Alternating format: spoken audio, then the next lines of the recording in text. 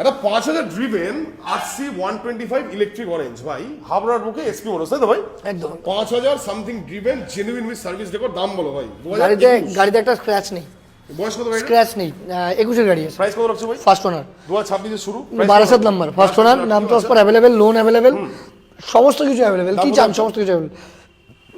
Price দিয়ে দিও না, মার্কেটে বিক্রি হচ্ছে তো 1,20,000, 1,15,000 দিয়ে দিও।